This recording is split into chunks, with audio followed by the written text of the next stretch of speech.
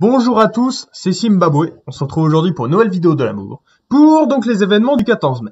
Aujourd'hui, c'est l'anniversaire d'un célèbre régicide, c'est le régicide d'Henri IV, donc qui se fait assassiner par François Ravaillac en 1610. Alors Henri IV, vous le connaissez sûrement, évidemment, roi à la fin du XVIe siècle, très connu pour avoir pacifié la France, évidemment, qui était prise dans des guerres de religion entre catholiques et protestants depuis des décennies, quoi. Et donc Henri IV, qui était protestant, était devenu catholique, évidemment, pour pacifier la France, notamment avec l'édit de Nantes. Et donc là, on est en 1610, et en fait, Henri IV, était dans un cortège et se dirigeait pour aller voir son ministre Sully. Et en fait, à un moment où le cortège est bloqué, Henri IV descend pour aller voir la foule, et donc il y a un type, François Ravaillac, qui est un extrémiste catholique, qui lui saute dessus et qui lui porte trois coups de couteau, et Henri IV meurt, donc c'est très dur, et il faut savoir qu'en fait sa mort est très connue parce qu'elle a été représentée dans énormément, dans les arts, et ça a aussi contribué à la légende du roi Henri, évidemment, ce roi sympa, le papy sympa avec une belle barbe et tout, qui a pacifié la France, évidemment, et qui en plus, s'est fait assassiner, coup dur pour lui, un martyr, quoi.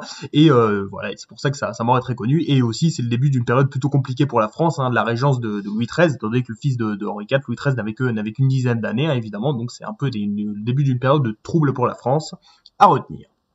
Aujourd'hui, c'est aussi l'anniversaire de la création d'une célèbre alliance militaire, la création du pacte de Varsovie en 1955. Donc en fait, une alliance militaire très connue, qui a été créée évidemment par les pays communistes, à l'instigation de l'URSS, évidemment, et qui regroupe aussi les pays communistes d'Europe de l'Est, évidemment, donc la RDA, la Roumanie, la Tchécoslovaquie, tout ça, quoi. Et donc qui a été créée à la base par Nikita Khrouchtchev, en opposition à l'OTAN.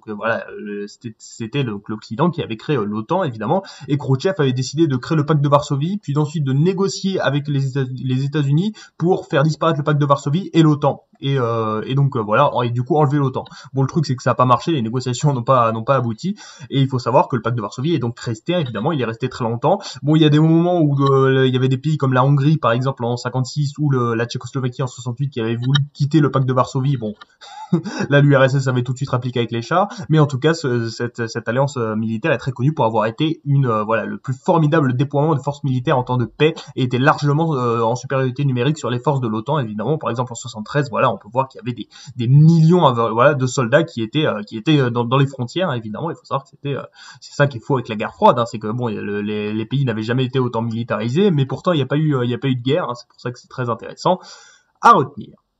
Et aujourd'hui, c'est aussi l'anniversaire de la création d'un célèbre pays.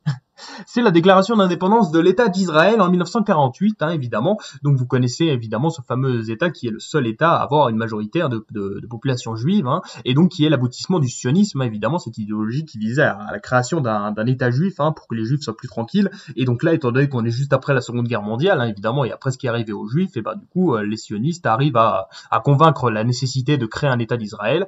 Et vous le savez sûrement, mais le problème, c'est que cet État Israël est créé dans un endroit où on a une majorité de population arabe, évidemment, et du coup c'est le début de la guerre israélo-arabe de 1948-1949, étant donné qu'on a la Ligue arabe, plein de pays arabes qui refusent la création d'un État juif, évidemment, et aussi tout ça continue avec le conflit israélo-palestinien, évidemment, qui dure maintenant depuis 72 ans, évidemment, entre des Israéliens et des Palestiniens, évidemment, et on peut citer des milliards de conflits dont j'ai déjà parlé, évidemment, c'est très compliqué, mais en tout cas c'est la création d'un célèbre pays, évidemment, qui est presque constamment en guerre qui n'a pas vraiment beaucoup d'alliés dans la région à retenir.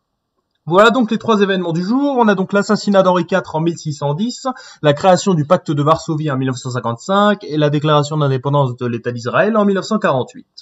C'était Zimbabwe. Merci d'avoir regardé. Bisous.